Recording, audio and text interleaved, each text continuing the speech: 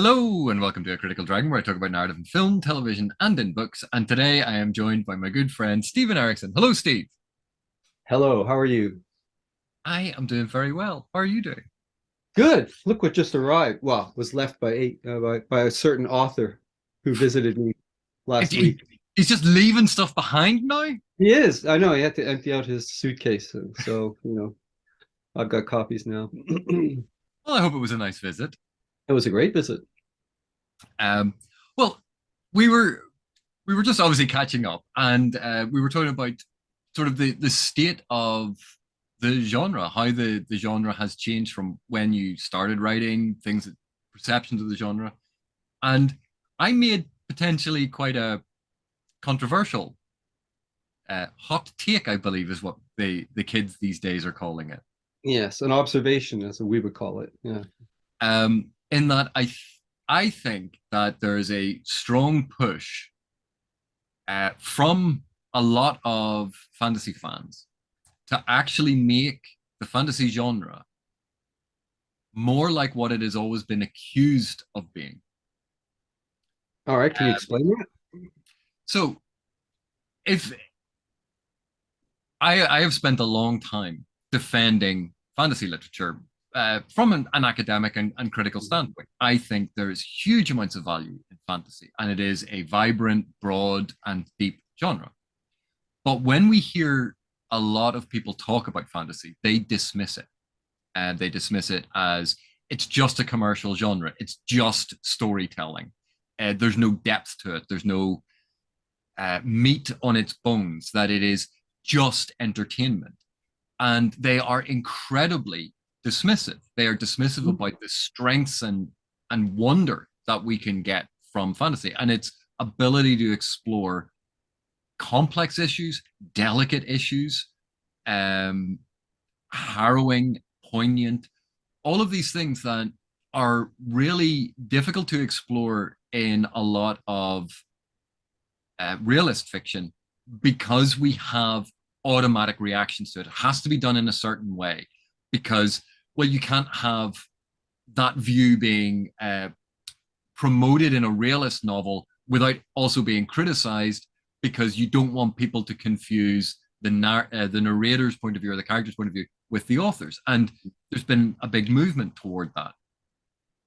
But what I've been seeing in admittedly my very small selective glimpse of fantasy fandom is this desire for stories that are fairly formulaic in structure, Hmm. that follow certain structural paradigms. I want one hero, one small group of heroes. I want to follow them on their quest. I want to see them win.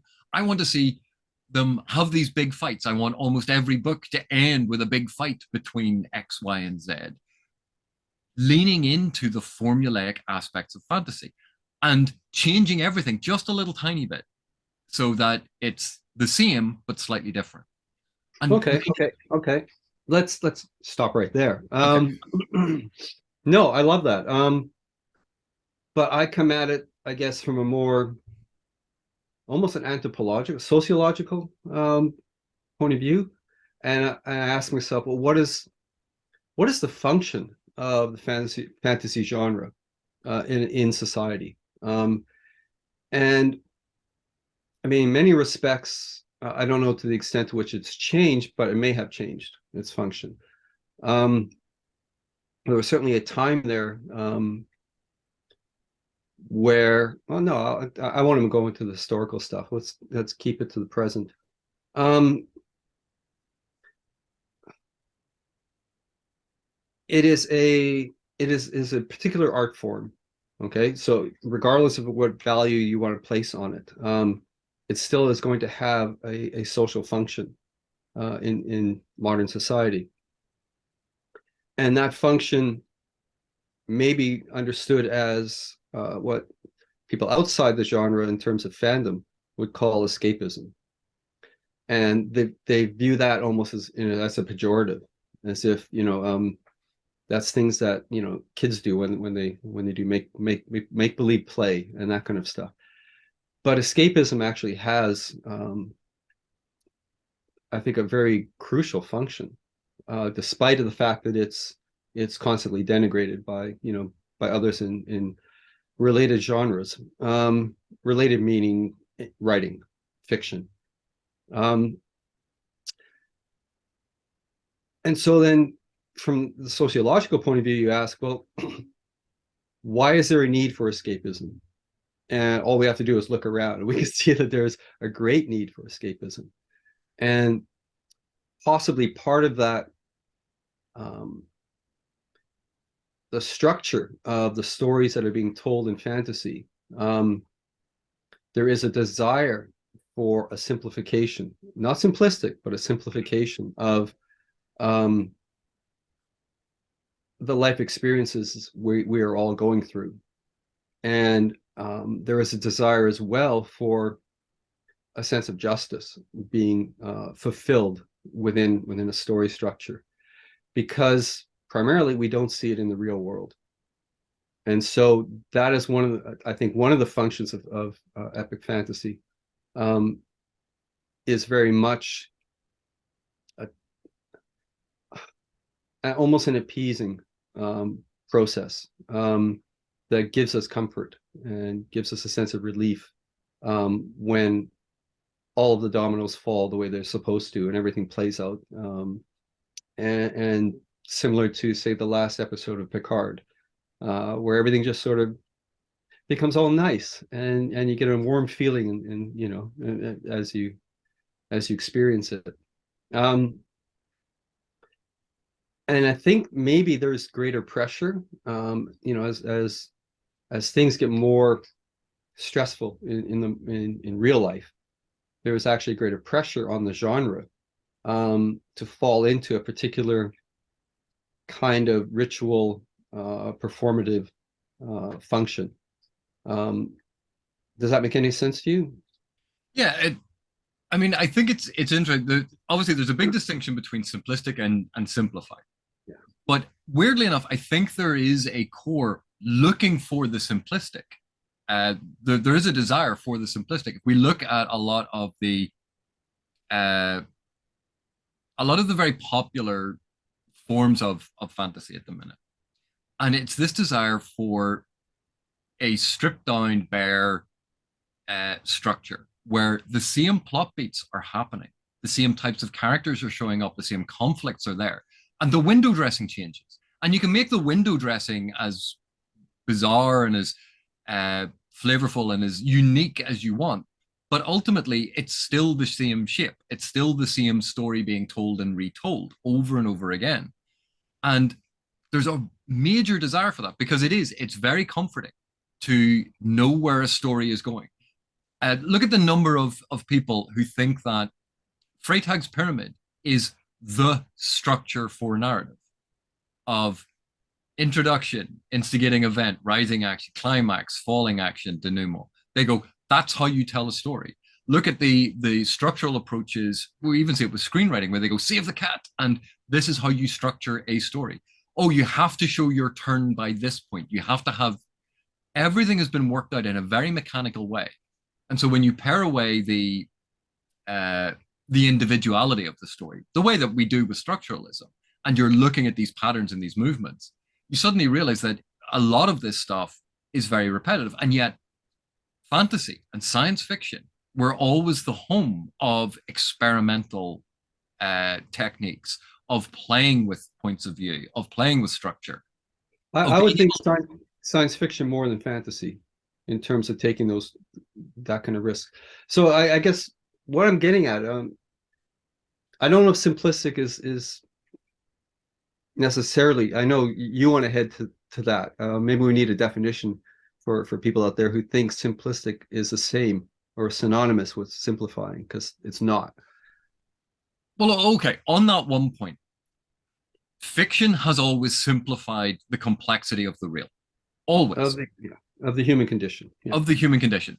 Art has always simplified it into something that is manageable. Because, and this is why when we use terms like realism, it's always quite jarring because it's never realism, it's verisimilitude. Mm-hmm. It's an attempt to show something that nods in the direction of realism that we can believe in. the suspension of disbelief, being attached to something that gives you enough foundation to go, I will follow along and I will invest Mm-hmm. in this story world. But fiction has always simplified things. Think Mm-hmm. of when we talk about, oh, who's the good guy in this and who's the bad guy? Yeah. When we have that, and that is a simplistic binary, because Okay. talking about the good guys and the bad guys, you go, when have you ever met humans who fall so neatly into that? There are always niche cases. There are always cases on the cases on the edges. There are always extremes. But the vast majority of humanity is not simply good or bad.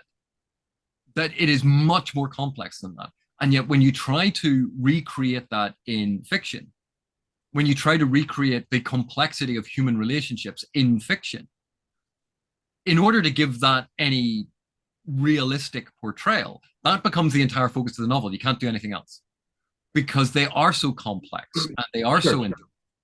So Yeah, and simplify it. And so the more complex everyday life becomes in the real world, the more we long for simplicity. Mm-hmm. Right? So yeah.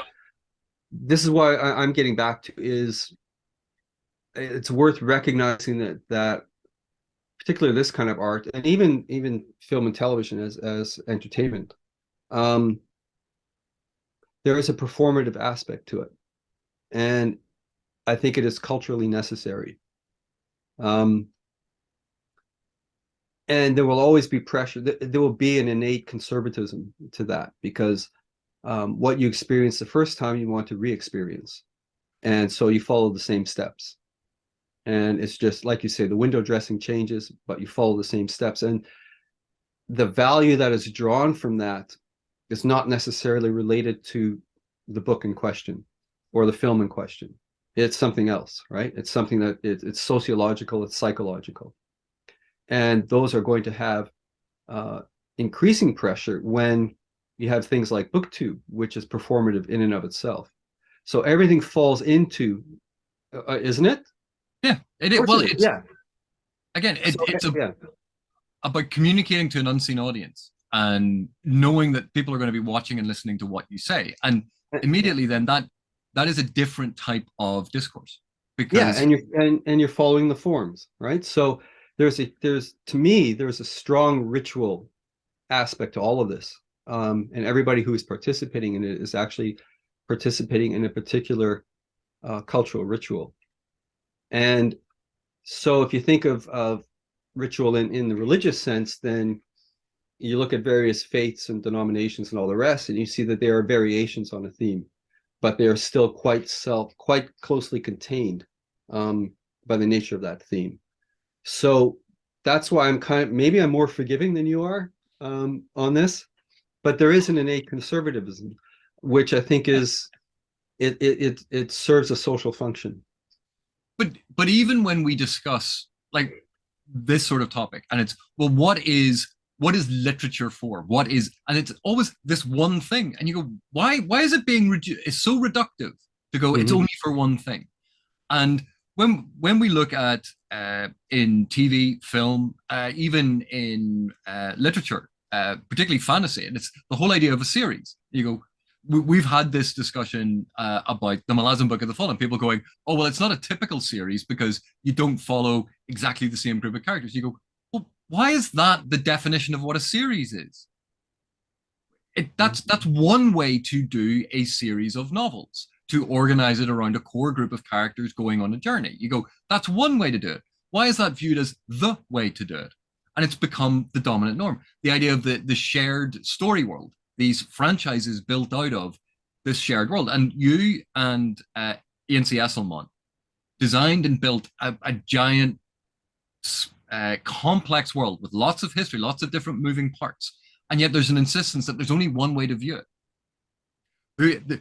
Did Erikson get that character right, or did Esselmont? And you go, no, they both got it right. It's two different views of the same character. Mm-hmm.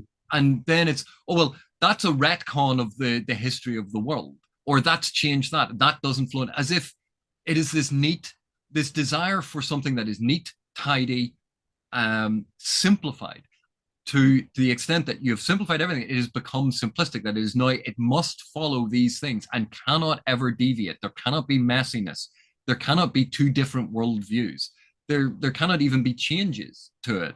And with narrative, with literature, frame narratives and narratorial perspective and the type of narrator, all of these things can radically shift how we're meant to experience the story in front of us. And yet people are still fixated on it's a secondary world, so it must be believable. It must follow this type of psychological realism. And that character shouldn't do that, as if it is rigid and constrained. And this is this realist mode of reading that everything has been collapsed to this. But I would argue that science fiction and, yes, fantasy have explored different ways of doing things, and they're not locked into realism, because fantasy with dream worlds, with fairy, with weird fiction that does weird and wonderful things, where even where we talk about secondary, the common discussion of secondary world as if it is a planet spinning that must then follow almost all the same rules as our world, and also magic systems, that everything has to be systematized, everything has to be streamlined, everything has to mechanically work out. But where's the organic nature to that? Right. Well, okay. Well, let's step outside art in general and look at how society is viewing other social sciences. So look at history, right? So you go through high school and you get your textbooks that somebody else has written in the last year and draw things. At least that's my memory. Where some girl writes, "Hi, Steve," across a page, which horrifies you. These are memories that stay with me. I know I should not have been horrified at all, right? I should have been really chuffed, but they were writing on a book. Would you like to recline on the couch and tell me more about this traumatic experience? Okay, so in high school, you've got all this. It's one textbook, and you're giving your history, and it may have emphasis on your country's history, but then it'll expand into world history, and it'll give you all these timelines and these dates and these names to remember. And if you don't go on into history in university, that's kind of what you're left with at the end of high school, right? You're left with this really sort of ordered structure of everything that preceded us. But if you go into history as a discipline, that starts breaking down very quickly, because then you're basically shown how narrative structure is actually directing what it is that are supposedly facts. And so you get a whole variety of interpretations of these things and conflicting histories. And suddenly everything has gotten all more confused and grayer and muddier. And so, even and within anthropology, it's the same thing. And what's happening, of course, is we're reaching a point now, probably just now, where alternate histories are actually being given some credit, or at least recognition. So if you look at alternate histories that say are Indigenous Canadian, their world building, or their world origins and cultural origins follow completely different what academics would call non-factual lines of history, but they're now being recognized as equally valid, right? So, even within a subject as a sort of potentially dry and dusty as history,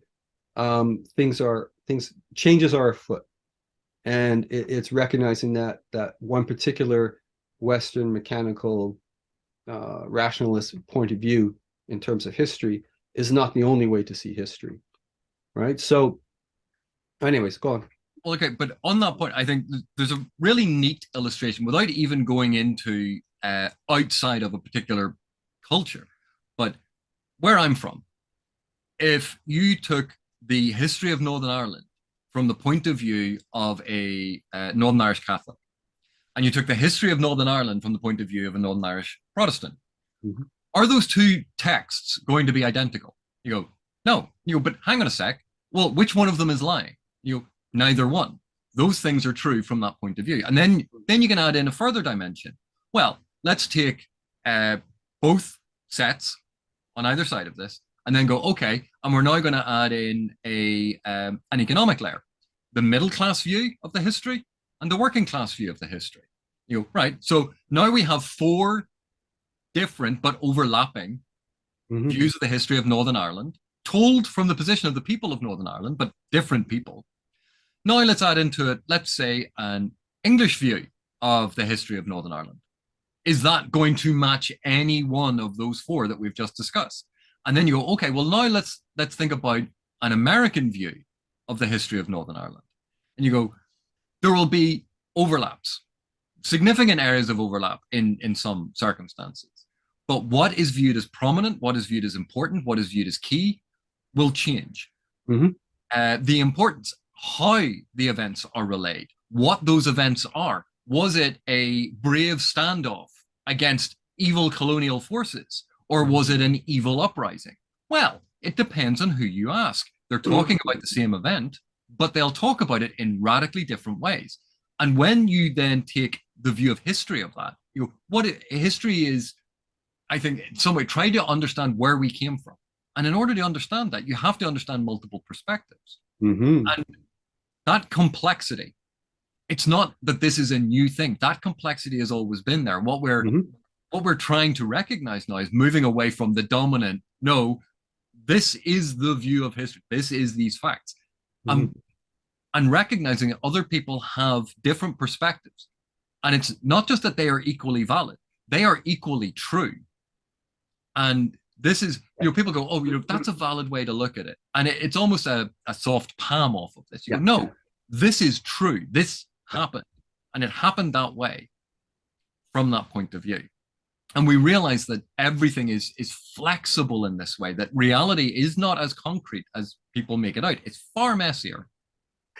All of which, in turn, can at least collectively trigger a longing for that simplicity that we find in a very structured, mannered, well, okay, I'll take mannered away from there, a very structured worldview that is basically founded upon a notion of polarity, good versus evil. And because we can't even find, I mean, if you go into history, you realize very quickly you can't find that in history anymore, right? What you learn in high school, you have to all unlearn. But if that's all you, if that's as far as you went with history, then reality is slowly crumbling the edifice of that learning. And so again, there might be a visceral longing for something to be historically straightforward and unambiguous. Yeah, and that's one of the things about art, one of the things about literature. It is this simplified form that makes things manageable and understandable and comprehensible, that we can follow. This is a thing that happened, and I understand the nuances. And that's one of the functions that literature forms. But literature is also about exploring difference. It's about questioning our own unconscious or conscious biases. It's about challenging our assumptions and presumptions. And the idea that if you're writing a fantasy novel and it's, well, this glorifies the military, as if A, the military is a thing across the entire world. Everyone has different views of what the military is. B, soldiers in the military are not the same as the military. So again, there's a distinction that needs to be drawn out between these things. And so you can have a colonial power ordering its military to do horrible things, some soldiers doing horrible things, but you like some of the soldiers because they are characters. That there's complexity and nuance. And it's not saying, you know what, you should think that the military is great. But on the other hand, you can have films like Top Gun Maverick, which is very pro-military. Everyone in that film, they're all heroes. Even the mean guy who is snide and arrogant, he's a good guy in the end. And it's very pro-American military. And you go, yeah, you can see that. there's, and that's because you can have all of these different approaches because literature, storytelling, narrative is flexible. It's not any one thing. It shouldn't be any one thing. It Well, there yeah, has to be breadth. I don't disagree. It's when the audience is, for reasons outside of literature, predisposed, and let's expand it from literature to art, is predisposed to resist um, the subversion that is potentially there in all of art, right? So in other words, that's not what they're looking for. They're looking for that comfort um, and that affirmation of a particular uh, binary in terms of the human condition. And so when you then turn around, I mean, art is it's one of its great strengths, is that it's that ability to, even if on the surface presenting something that um, is serving maybe more basic needs, but has the potential to subvert all of that. And you can see how things like jazz, for example, becoming outlawed in places like the Czech Republic after the occupation by the Russians. Um, Jazz. I mean, you're thinking, well, why on earth is jazz being outlawed? Well, because jazz is by nature subversive of music, and so it becomes a political issue at that point, right? So art has immense potential for subverting sort of the general attitudes and norms out there, and there will always be resistance to that notion, right? Because it's not what the majority of the audience is looking for when they crack open that book. But I'm even reminded of Heinlein's Starship Troopers, and if you do a very straight literal reading of it, you go, "Oh, it's essentially pro-fascist," Mm-hmm. or you can read it with quite an ironic tone, Mm-hmm. and suddenly it's highly subversive, and that obviously is up to the reader. So then you have Verhoeven comes along and makes an outrageous satire that is actually incredibly faithful to a lot of the stuff in the book. And Mm-hmm. if you've read the book with a dry ironic tone, it's thematically faithful Yep. as well as getting a lot of the aspects right.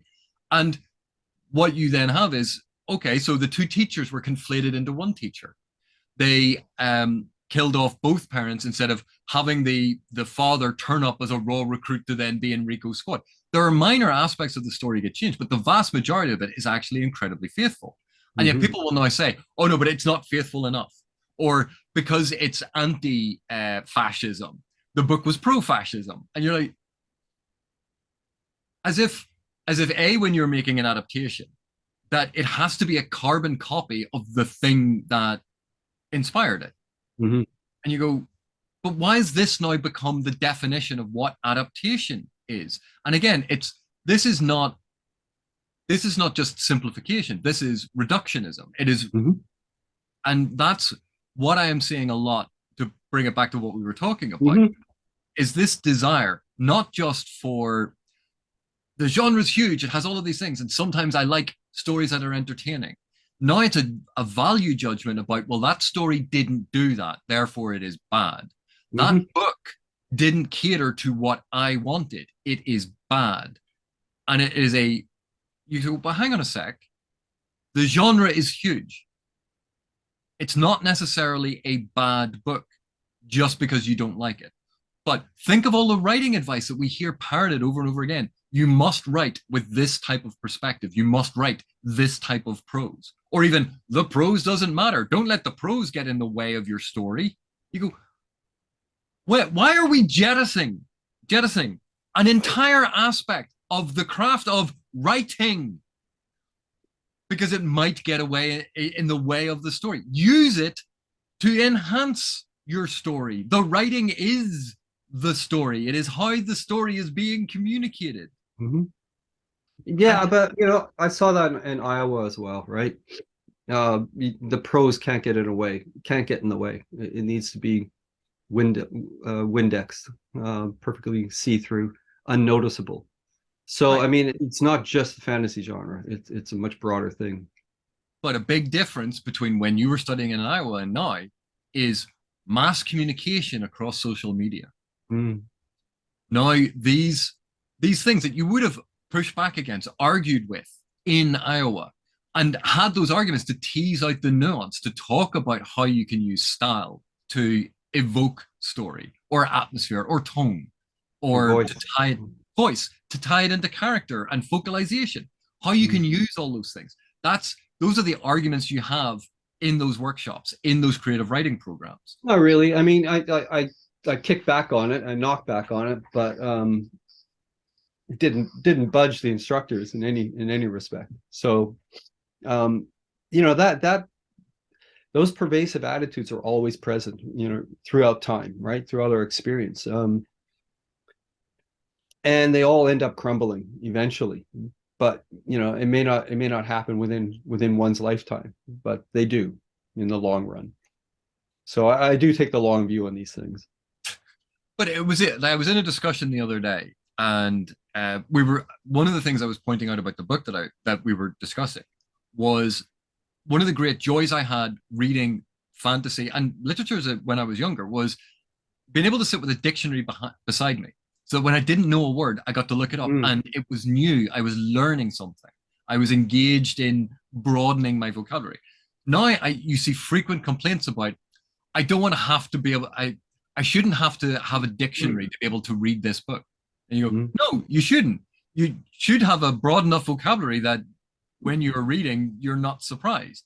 But when we get to fantasy and science fiction are genres where there are huge numbers of made up terms. And you go, so we're used to picking up context clues to work things out. And now I know, but I don't want to have to learn English. What? And it's this feeling that everything should be catered almost to the lowest common denominator. I hate that attitude and even talking about it that way, because you see how wonderful fantasy writing is and how diverse it is.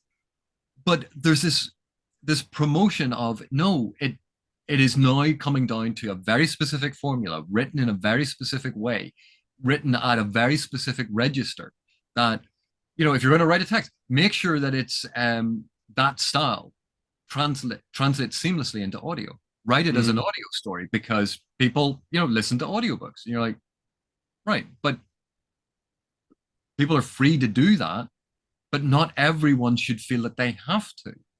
And when a book doesn't do that, when a book doesn't necessarily work as an audio text, you go, maybe it was because it wasn't written as an audio text, that it was written to be experienced, to be read, rather than listened to. That the flow of the sentences is different. That the style, the emphasis is playing with negative space on a page. That these things can be very important and are tools that authors can use. And yet we're being told now, no, disregard all of that. Don't think about the craft of it. Don't think about, just focus on, have a hero go and hit someone with a sword. Like, and I find it disheartening, because these are calls from fantasy fans for fantasy to become the very thing that detractors have always hated about fantasy. Formulaic, simplistic, not simple or simplified, simplistic. And even when you gin it up with moral complexity, think of all of the buzz terms that people use. I now have a label for this, therefore that is that thing. And you go, terminology is important. Defining your terms is important, because it gives you a handle on how to handle or how to approach the discussion, the nuance. It's not meant to be prescriptive. It's meant to be descriptive. And now we have purple prose is bad. And you go, well, purple prose is always bad. Well, that's purple prose, therefore it's bad. And you go, well, but it's being used here for a very deliberate effect. And because of that effect, without that effect, the story doesn't work. And it's not really purple then. It's actually appropriate to the level of the narrative. It's not overly embellished. It is embellished just enough for the narrative. Therefore, not purple. But people go, it's the lack of nuance to this discussion. That's my problem. And the Yeah, prescriptive nature of what I'm, people are demanding. yeah, I think it's always been there. It's just now it's in a public sphere that's much broader than it used to be, right? So, um, yeah, I think I probably heard the same kind of things from the Can Lit crowd talking about genre work as you're hearing on, from purported fans discussing these books. But it's the same kind of approach, right? It's um, people have landed on particular rules of what it is, and they will hold to those rules, and there's really no budging. But that happens in the sciences as well. It's actually part of the human condition, I suspect. But I just find I find it so strange for something like fantasy that it is ossified so quickly. And Mm. this ossification is not coming from authors. It's coming from fans saying this is what they want. And that's what I find weird because the joy of finding a new author, a new story, that joy of discovery, I think has always been part of the genre. And yet it's the fallback now on no, but we don't want that. We don't want things changing. We don't want to be challenged. We don't want things to, we just want more of the same, only different enough that I'm not reading exactly the same story. David Eddings, great example of this. The Belgariad and the Malorian are almost identical 5-book series because he took the story of the first one and he repeated it in the second one with almost the same characters going through almost the same trials with almost the exact same result. And like he built into the narrative a reason for it. Like but the Malorian never felt as good as the Belgariad because it was a repetition of the previous one and it was too bald faced. So he then did the Elenium, and you go, no, it's still too similar to the earlier, even though a lot of the window dressing changed. But Mm-hmm. for me, not enough had, and Eddings's work then became very, very repetitive. And that's not the same as identifying a little thing that the author does. We've joked in the past about Gemmel and catching the pebble in the moonlight. That crops up in a fair number of his stories, or his reuse of certain character types and character archetypes, because he wanted to write those stories. But a lot of them actually feel quite different because he's Mm-hmm. taken them in different directions and exploring different things. The variation shouldn't just be variation on a theme. And when people think that the purpose of Hang fantasy, on a second. Hang on a second. That statement alone, I mean, you've just condemned the entire MC universe. So because that's just variation. but with WandaVision, they did something different. With Yeah. She-Hulk, they did something different. Uh, with Loki, they tried to do something different. With Miss Yeah, Marvel, and those get jumped on, right?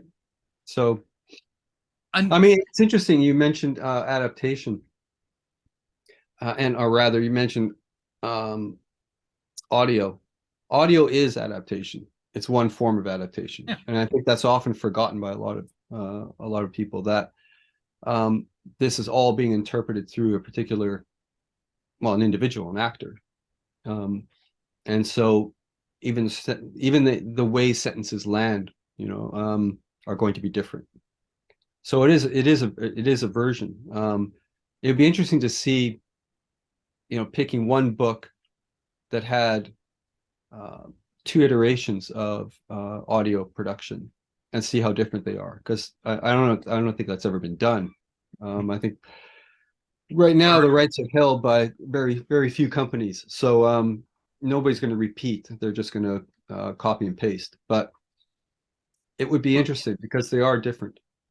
well, and the performance of the audiobook narrator is so crucial in conveying Mhm. that version of the story. And That version. and I think one of my minor pet peeves is when people review a book and they've listened to the audiobook and they A don't flag that, and then B in their review don't specifically talk about the performance that the audiobook narrator did. And you go, but that's like going to see a play and ignoring what the actor did. Yeah, I know. And just talking about, well, the first act was focused on this. You go, but what about the acting?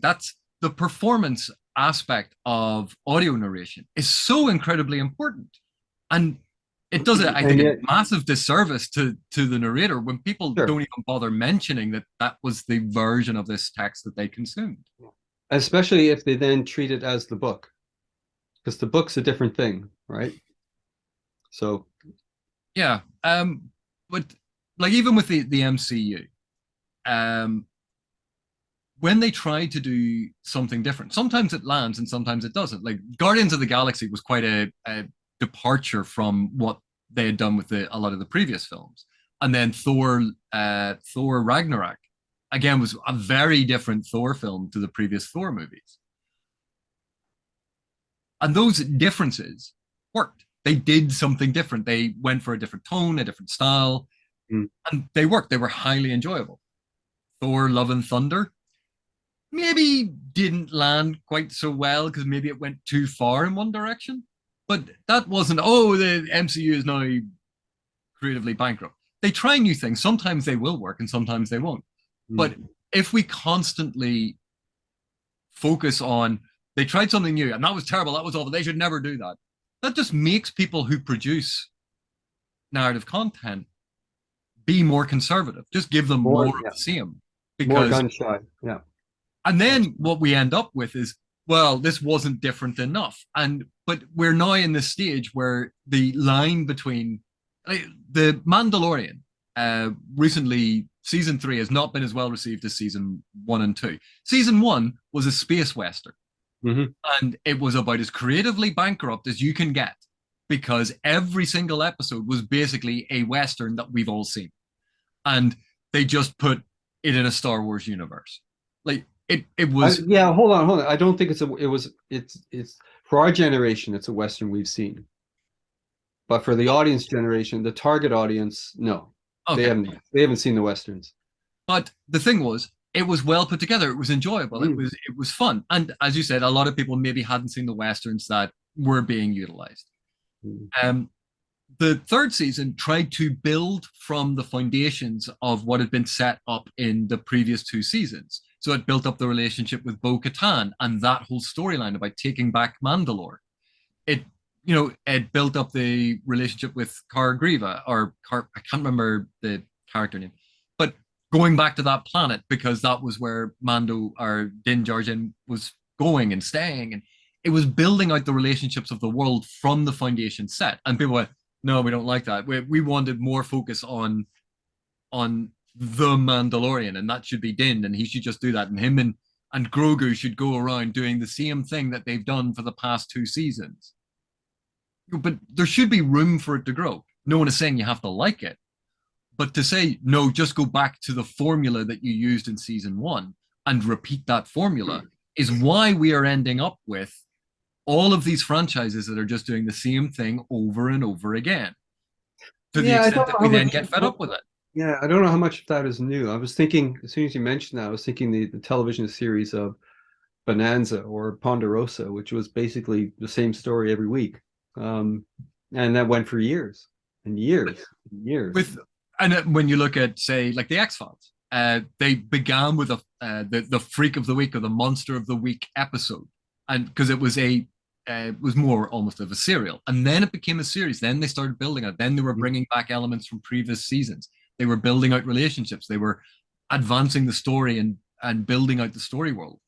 And then there were obviously things that happened that we don't need to discuss that are not narratively based, but had an effect on the narrative. But Supernatural did the same thing. There are only so many times you can do the episode of the week thing. And then you go, but we have enough material. Why not build out those stories, the ramifications of those stories, bring back a different way of looking at that story, but from a different direction?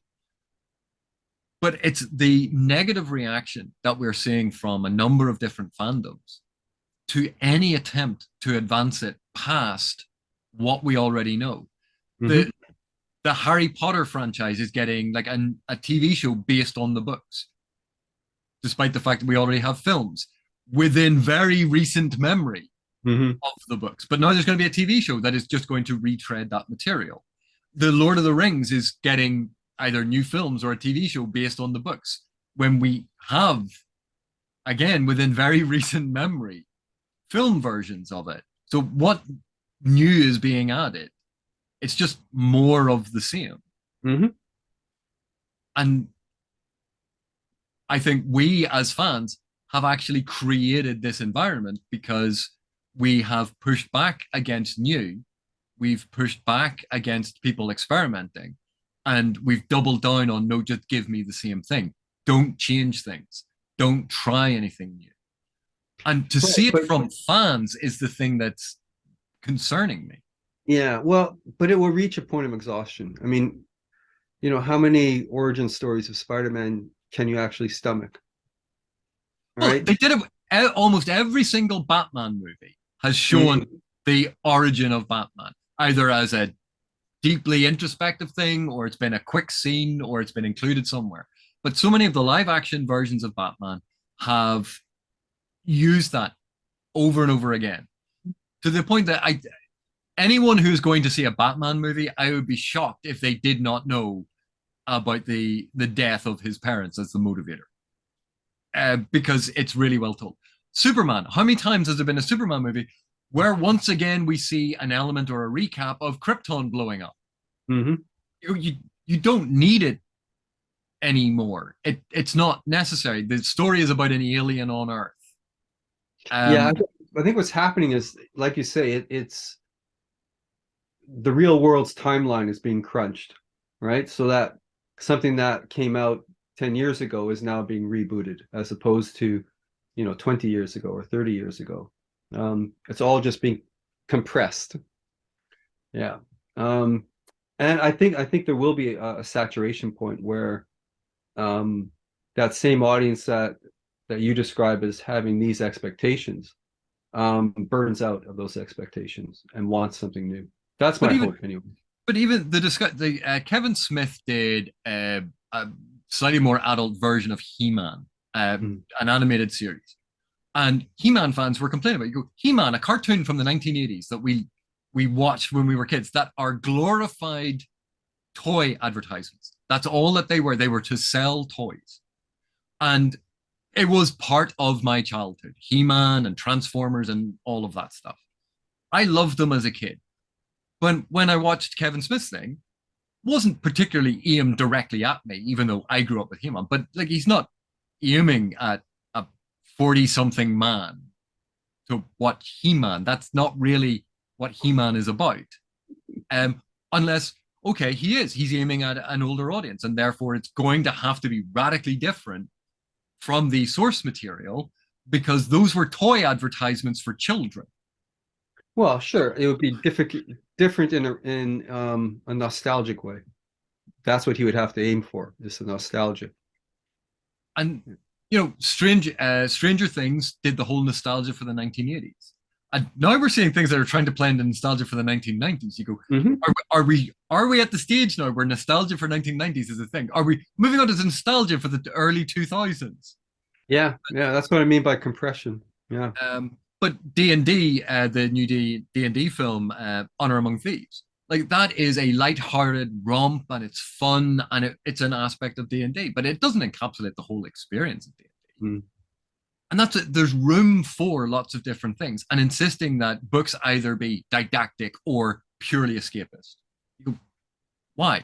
Books must conform to the current social norm in this sort of presentism form of viewing literature. Why? Mm. Why can't it challenge it? Why can't it make us think? Why can't it poke in painful areas or difficult areas? Because books are one of the safest ways to explore complex issues, Hmm. because you can take it slowly, you can take your time, you can set it aside. It's not in your face, it's not visceral, it's not Hmm. audio and visual overload. It is such a wonderful, flexible, amazing tool to do so many different things. And Hmm. yet, time and time again, the emphasis is no, it. I didn't enjoy it. It's bad. I will rate it this Right. way. But that itself is performative, right? Because that gets more views than the positive stuff. Human nature. Oh, so should I title this? AP goes on a massive rant about how dumb fantasy fans are. just to get Exactly. clicks. That's Because, exactly what I was thinking. Yeah. but that's not true. It's not I know. about intelligence. It's not about saying fantasy fans are dumb or anything like that. There is a movement within fandoms, Yeah. and it's something that our capitalist model and worldview emphasizes Yeah. and exacerbates and Mhm. forces this, and that causes an ossification of the genre. But I would say that movement goes well beyond the genre. Well, all of our entertainment, I think. All of it. Yeah. Like there was a TV show I watched recently that was set in Northern Ireland, and I happened to look at. I thought it was great. I thought it was really interesting. It is a police drama, and the reviews are going, "Well, that's just not accurate. That's not how you would do that thing." You go, "It's not a documentary," Mm. Mm. and that, and I will use the term simplistic. That Mm. simplistic realist lens is what happened to imagination. What happened to understanding that narrative is narrative? It's not a documentary. And even then, documentaries have used narrative tools. Documentaries are narratives in and of themselves.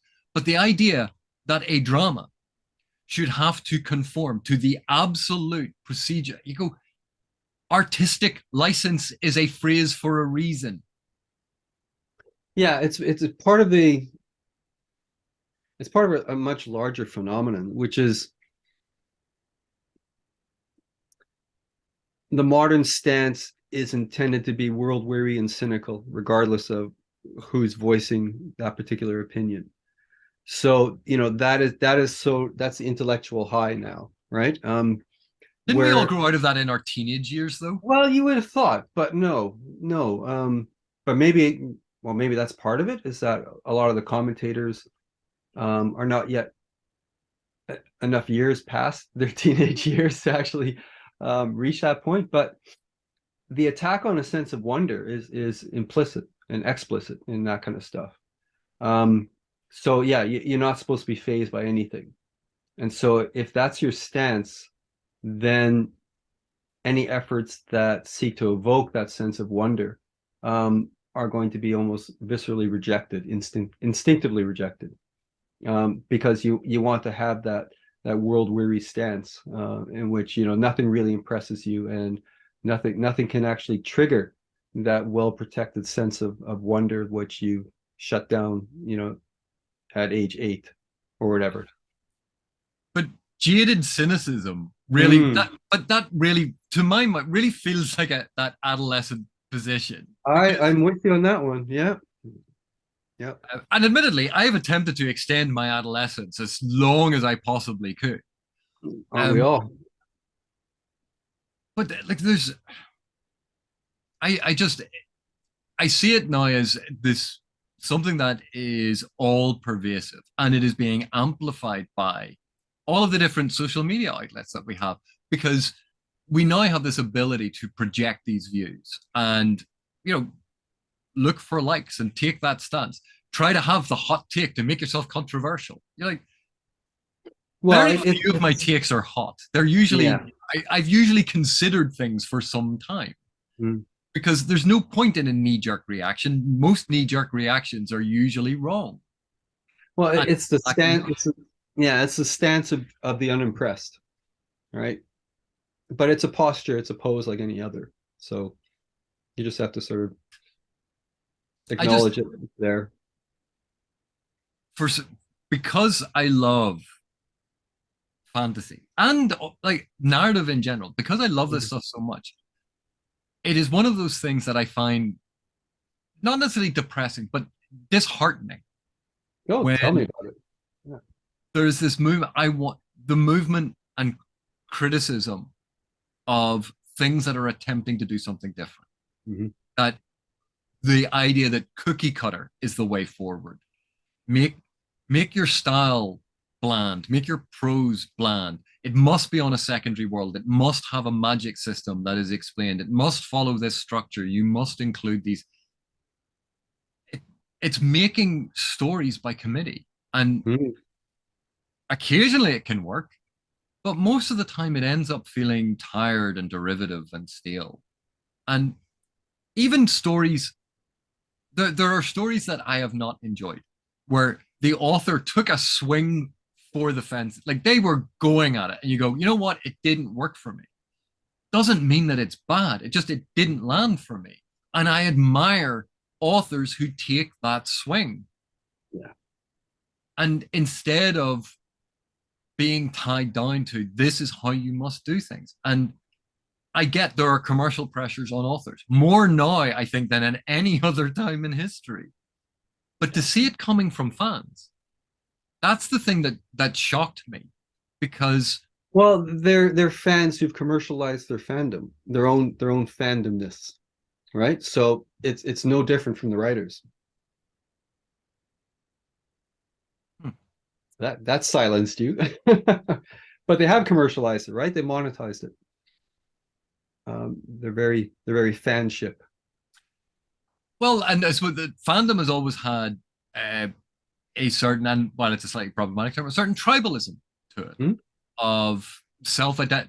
I am this fan. I am identifying this way, and that's why people talk about Malazan fans as if it is one homogenous group, or No, Tolkien fans as if it is one homogenous group. And yet, when you're part of these fandoms, of which I'm part of many fandoms because I'm a fan of a lot of different works.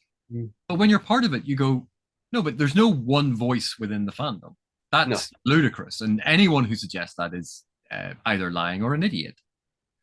Because the fandom no fandom has ever spoken with one voice. no, no. Um, oh, they're attacking the fans. And I saw Yeah. this actually with someone saying, you know, uh, there have been racist attacks on an actor in one of the. They're calling Star Wars fans racist. They go, no, they were calling racists. Why would you self-identify? Hmm. Go, Hmm.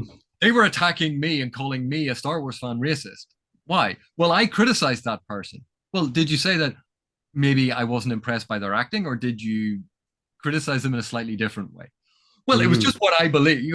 Was it maybe edging on to uh, racist adjacent commentary?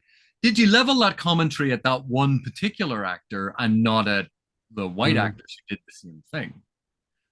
Because Yeah. maybe that's what they were criticizing. Not Hmm. that you were a Star Wars fan, and not that you were all Star Wars fans are racist, but there are racist Star Wars fans. There are racist Tolkien fans. There are racist fans in every fantasy fandom. There are, but it doesn't mean that the whole of fantasy fandom is racist. It means that it has racist elements. Hmm. The only people worried about being identified that way are the racists. Yeah. Um, like someone said, oh, like some of those fans, some of the Malazan fans were really horrible. And I go, well, that's a terrible shame. Most of the Malazan fans I know were lovely. I don't go and cast the entire Malazan fandom because of the actions of a few. There's a problem with some fans of Malazan. You go, yeah, as with every fantasy fandom. Hmm. Tolkien's fandom, the Lord of the Rings fandom, we've always struggled with elements of white supremacists Hmm. and neo Nazis and Hmm. racists. That has been an element in Tolkien fandom from the very beginning. Yeah. Unfortunately, it Mhm. just has, and it's something that we as fans of Tolkien have always pushed back against because that's Mhm. not who we are. And when people call out racist Tolkien fans, I don't go, oh, they're calling me out. You go, no, they're calling out the bloody racists. That's why is that an issue? Yeah. But again, I think it's this oversimplification, this reductionist attitude, and this tribalism to reduce down no nuance in discussion anymore, no diversity of opinion, no interesting discussion. And it's no, it's my way or the highway, and it's Mm. all line up your books. That seems to be right across general discourse these days, isn't it? So well beyond the arts. But to take it all back to what my initial point was, my initial point was I don't think narrative should be constrained to any one thing. This is what narrative should do. Mhm. I think the great joy of narrative of any art is its flexibility, its variability, the fact that it can do a multitude of things at once, or it can do a single thing. depending on what the individual thing that you're looking at is. And I mean, a great example of just what can happen within the genre, within any genre, any media, is when photography finally sort of became a thing, and realist painters had the option of attempting to replicate what the photograph could do, because everybody seemed to find that popular and they were really interested in photographs. So they created a hyper realist, which is still used to this day by some people, painting style, where you can't tell whether it's a photograph or a painting. But shortly after photography arrived, something happened to painting, and that just it blew everything out of the water because it rejected that realism for something else. So my point being, artists will react against this, and they'll often take the lead long before the audience is prepared for it. And so those things will come from the arts, and they will reject that status quo. That's my belief, anyways. The fantasy Maybe not revolution. within, yeah, not within my lifetime, but you know, But and the thing is, we live in a golden age of this stuff. yeah, And it is now more accessible to a greater number of people in a greater and differing circumstances and different formats. And it was a bit disheartening. It was this weekend I'd come across some stuff and I just was. No, it is. It can be really disheartening. Think of how many Malazan fans are constantly commenting that there should never be an adaptation for Malazan, in film and television. Believe me, it's disheartening. Yeah. Well, we all know my stance on that, which is, well, why not? Why not? I go, oh, but it won't be the same as the books. I go, yeah, I know. It's an I know. adaptation. It's not going to be the same as the books because the books are the books. Yeah. So yeah, I know what you mean. It can leave one fairly despondent. That's for sure. Well, Steve, I've vented many of my issues here, possibly incoherently at times, but thank you very much for putting up with me. No, it was good fun, and I think it was things that needed saying for sure. Because if you just bottle it all up, it just starts stewing inside, right? So, my outlet is through my fiction. So I'll do my rants through various characters and various stories. That's much more. Typically, my outlet is our private conversations Yeah, that we don't record, where I just go off on one for about half an hour, and you're like, "Are you finally done now?" But anyway, thank you very much, Steve. That was fun. For those of you still watching, thank you very much for watching. Thank you for your continued support, and I will see you in the next one.